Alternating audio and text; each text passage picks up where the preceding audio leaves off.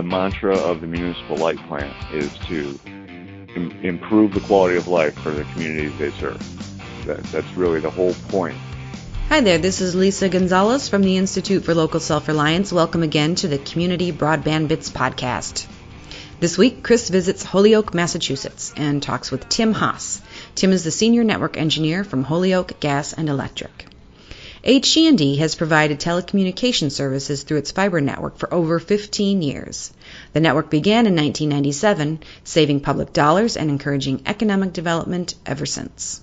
Holyoke's sense of purpose comes from the heart of the community. Shareholders are citizens. Profits are measured by how the network improves the quality of life. The team that runs the network is directly accountable to the people and businesses of Holyoke. Their mantra, as Tim described it, guides the utility in the decision-making process. Holyoke remains one of the community networks others try to emulate. Here are Tim and Chris.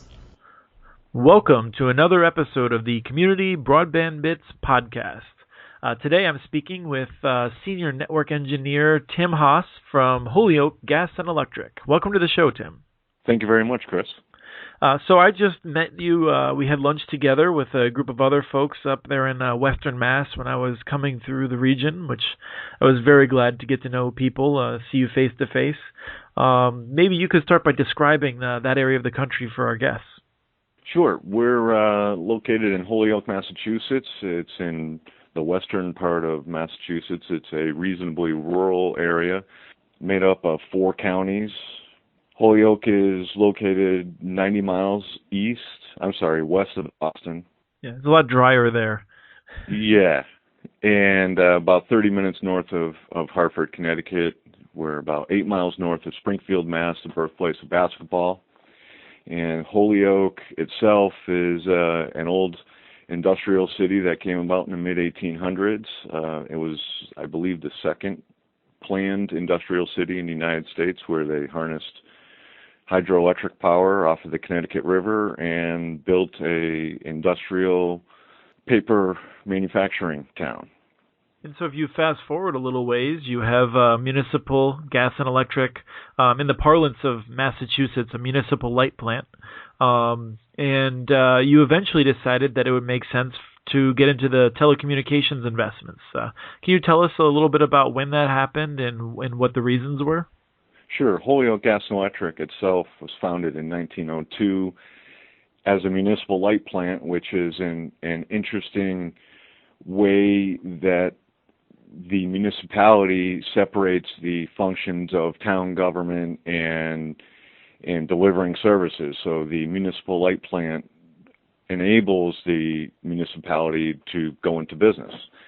And Holyoke Gas and Electric was founded by the city in 1902 for the purpose of delivering gas lamp service to residences, and then ultimately over time converted to electric light service. In 2002, we acquired the assets of Holyoke Water Power / Northeast Utilities and became a hydroelectric operator. And just previous to that, about 1997 or so, is when we laid our first fiber optic cable. And that was born out of the electric department foresight and desire to test this new technology. And the gentleman who originated that is the electric superintendent here at Holyoke Gas Electric. His name is Brian Beauregard. And so when they did that, they said, well, maybe we can hook up city buildings, and they decided that they were going to install a large capacity single mode fiber optic ring throughout the city limits and throughout all the substations.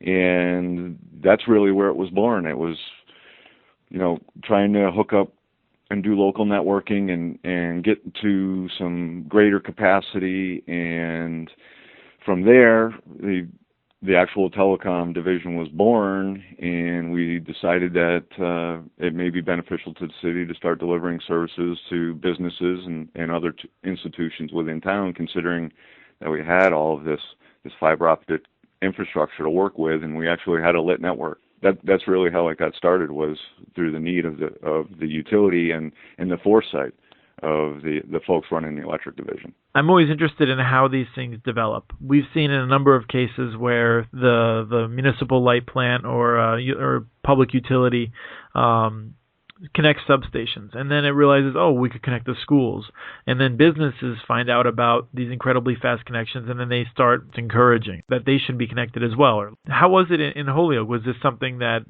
like elected leaders saw the potential, or was it local businesses that came to City Hall and said, this is what we should do? I think it was a combination of the two. A lot of municipalities struggle with the lack of quality service or high-speed service, and at the time, this was really, if you rewind and go back to 1998, that's 15 years ago. That's fiber optic wasn't even really in our daily language yet, right? I remember I was in college at the time, undergrad, and T1s they were smoking. Right. And they're still around. But it was really, I think that the businesses were very open. You know, if we talk about healthcare and higher education and public education and municipal requirements and public safety requirements, all of these things kind of just melded together, and it was the gas and electric was the entity that could make this happen and make this work, and they did. And so how many businesses do you serve? Is it the case that anyone can take service, or is it those that are located close by? No, the network itself throughout the city limits of Holyoke is pervasive, so we can deliver fiber anywhere. We've got a dozen different points of presence here in the town alone. We've also got an arrangement with the city of Chicopee, who laid their dark fiber plant at about the same time, but they really didn't do a lot with it other than maybe some dark fiber connections between the buildings. And so it was about 2005, I believe, HG&E and Chicopee Electric Light got together, and we formed a partnership where we would extend our services to businesses in their town. And basically they lease the dark fibers to us for a fee, and they bring them back to a POP. We put in a switch in their main substation, and we deliver service to businesses in Chicopee. Do you also deliver services in Southampton or any other places? No, not at this time. We did one thing where we have currently a 10 gigabit ring that's a backhaul ring between Springfield and Holyoke, and we've got our two main points of presence in Springfield where we take our internet feeds from. And what we did in downtown Springfield is there's several high-rises, and three of which we saw a market need at the time. It was like 2003. We decided that we would fiber those high-rises up from basement to roof.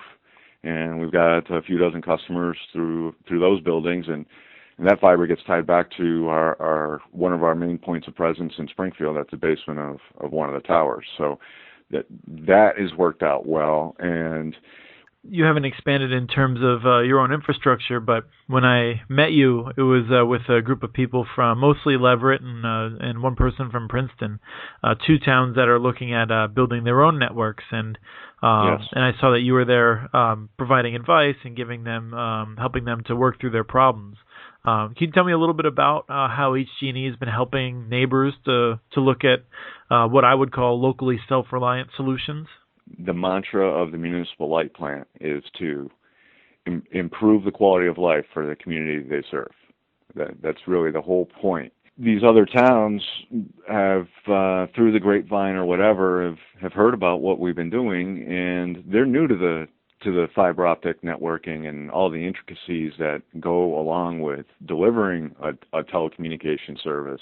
So in Leverett's case, they approached HG&E and asked if we would help them in their endeavor to build a fiber to the home. And we thought it was a great opportunity to help another community. And they really had all of their ducks in a row on how they wanted to do it, so they requested through what is called here in Massachusetts an intergovernmental agreement, where HG&E agreed to become Leverett's owner's project manager throughout the life of the project. So we would more or less be their eyes on the street and make sure that the project was going accordingly.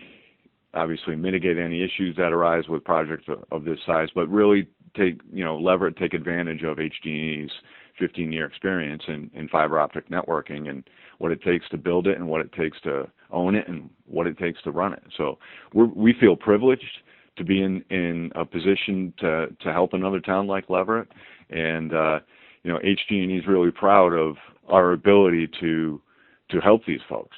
An assumption that we often make is that with enough time, you can really lower the cost of an eventual deployment of fiber to the home. And I'm just sort of curious if you see in the future an inevitability of HG&E doing fiber to the home and within Holyoke, and whether or not you can drop the costs by planning for it over a series of many years. That's something that we have looked at for a long time here, Chris.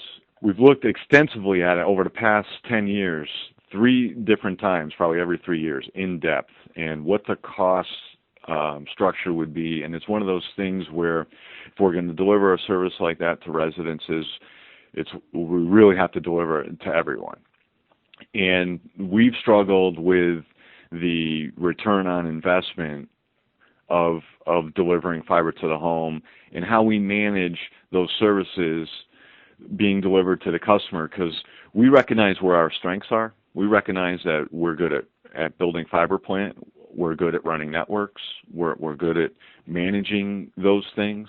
But we're probably not large enough to justify building our own IPTV head-end, for example. Right. That's usually the trickiest part, right? It is, and that whole, as we know, is completely changing with the over-the-top wave that's we're seeing, right? So again, those models kind of change, and if you look at, just to digress back to Leverett, they opted not to do TV at all. It's straight high-speed broadband and telephone service. And their thought process is there are enough options out there, and the industry is changing so fast that to make an investment into something like IPTV just doesn't seem to fit into the whole ROI model of building your own network and maintaining it over the long term. Right. Especially for the smaller folks, and HG&E is in that similar position. So we have a tough struggle because we can't simply just go out and build something without a clear return on investment, because we have to answer to our ratepayers, and those are the folks that we serve. So we have to be very cognizant of where our capital money goes and where our operational expenses are focused on. And we've been very successful in the business environment. We have hundreds of connections on our fiber network. Everything is point to point, and so we have tremendous amounts of flexibility between the customer prem and our points of presence locations. From we started out with 10 meg Ethernet. Now our lowest link speed is 100 meg, and of course we limit those, but we're delivering gigabit connections. We have a bunch of those out there, and we've got plans in place to put a multi 10 gig ring in and be able to offer 10 gig access loops. And our belief is, within the capital and operational confines, that the network really should be pervasive, and that's how we view it, from our utility operations, from city municipal, again, from public safety, all the way down to our customers. It should be, people shouldn't have to think about the network. And if they're built and constructed correctly, it's a matter of, well, not how much can I use, but how much do I need, and do I really care? That makes a lot of sense. And, I'm always interested in the difference between geographies, too, because some places it may just be more practical than in others because of whether you're going above ground, underground, whatever. But is there anything else that we should know about Holyoke that you want to brag about before we end this interview?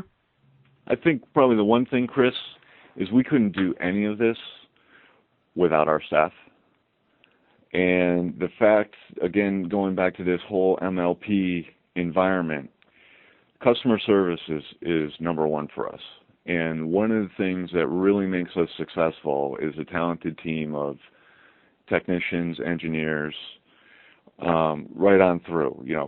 Our telecom division is 15 folks strong, right from the operations manager, Kirk Jonah, down through sales, operations, engineering, administration, all of that. It's all about serving the customer locally. We pride ourselves on a 15-minute turnaround time we pride ourselves on knowing what's going on with our network at all times, day or night, and we pride ourselves on building and keeping a reputation as the best in the area. It reminds me of a conversation I was just having yesterday in which we were talking about what the different motivations are, and for the municipal networks, and the friendliness of staff, the great customer service. That's typically what sets them apart. Absolutely. Yeah. We don't hesitate to send a technician or engineer to the customer site. That's a major difference in most carriers. We do not hesitate. If there's any question, we have someone on site. Well, thank you for coming on and telling us about Holyoke and how we've been excited watching the whole region, because Western Mass seems like it's figuring out faster than many other regions of the country just how important these networks are, and the role that local governments and their brethren can play in terms of spurring the investments. With all this activity you're seeing around, I don't think it would be possible without the Mass Broadband Institute and the federal stimulus that built this 1,300 route mile, middle mile network throughout Western Mass. That has really been the spark. I've never seen this kind of activity in Western Mass in my entire career. It's really exciting. Thank you for coming on. Thanks a lot, Chris. Tim wanted to make sure we mentioned Jim Lavelle, manager of HG&E. Tim says that without Jim, all HG&E's strides would not be possible. For more on the network, visit hged.com and follow the telecommunications link from the products and services menu. Thank you again for listening to the Broadband Bits podcast. We want your ideas for the show, so feel free to email us at podcast@muninetworks.org. And you can also follow us on Twitter. Our handle is @CommunityNets. This show was released on September 24th, 2013. Thank you again to the group Break the Bands for their song, Escape, licensed using Creative Commons. Have a great day.